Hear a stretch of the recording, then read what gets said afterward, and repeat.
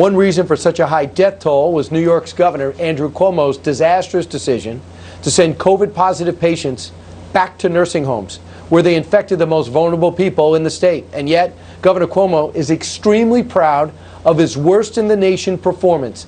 He is now selling a retro-looking propaganda poster that touts New York's COVID response. He's bragging about it on Twitter and even on late-night TV. What phase of dating are you currently in? Zero. I'm at phase 0 on dating.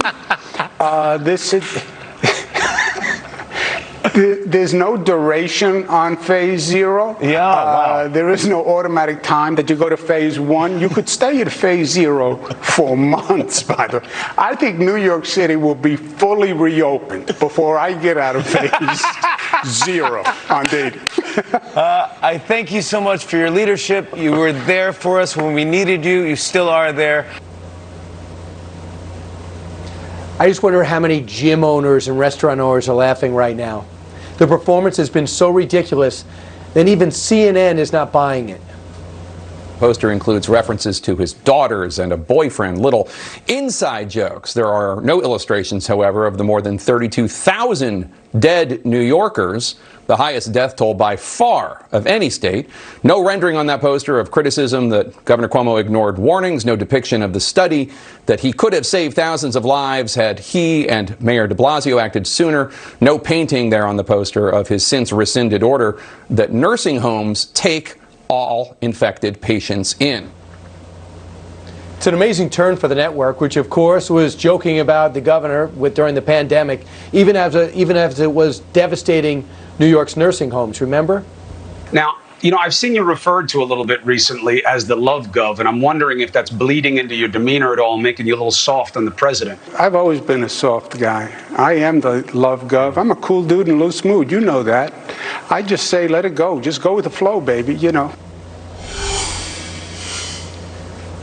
Fox News senior meteorologist Janice Dean has been personally affected by New York's COVID response, joins us right now. Janice, if you don't mind, can you tell the audience, in case they do not know, how you were personally affected? My husband lost both of his parents, his mom, Dee, in an assisted living facility, and his dad in a nursing home. They died of coronavirus alone.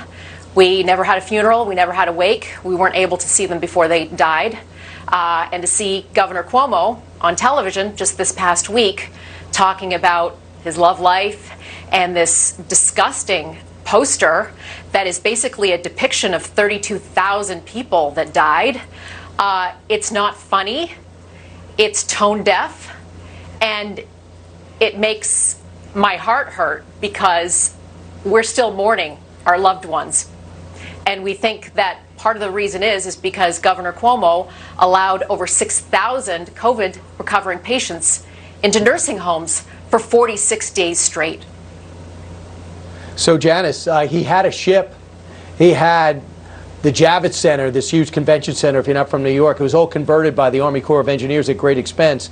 He could have put him there, and he decided not to. In fact, this was a secret until Burnett Hogan, who's the Albany reporter for the New York Post, asked him about it. Well, whose idea was it to put these COVID patients back in nursing homes? And he goes, I don't know.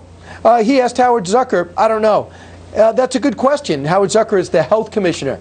He lied. He knew exactly what he did. He knew it was his decision. He lied in April, and then he did a study to analyze whose fault it was. It turns out the study that he commissioned exonerated him. Who would have thought? Yes. Yes, and he's blamed everyone except himself. He's blamed God, Fox News, the New York Post, Mother Nature, everyone except the person that signed the order for COVID recovering patients to go into nursing homes and spread the virus like wildfire. He's blamed everyone. The one thing I will say, Brian, is that that poster is showing how egotistical he is, and that's why it's getting play on some of the channels in the mainstream media that were not covering this devastating order. So for that, I am really glad of his arrogance and his indifference to people who have died because of his order. So, Janice, I also read in your notes that you said, look, if he made a mistake and he owned up to it, you understand it. We're in a pandemic, first one in 100 years. We get it. We still don't know everything about this coronavirus. But he never did that. He always points fingers. Problem in New York City? That mayor better get under control. Problem with restaurants and gyms? Not my issue. Problem in other states? You better not come here. Final thought?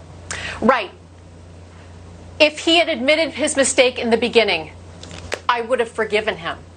But he didn't. And there's going to be hearings in New York State the first week of August, and I hope to be there. I hope you are too. Janice Dean, thanks so much. I'll see you tomorrow morning on Ryan. Fox and Friends. Not all coronavirus news is bad, though. Dr. Mark Siegel is standing by with some positive updates.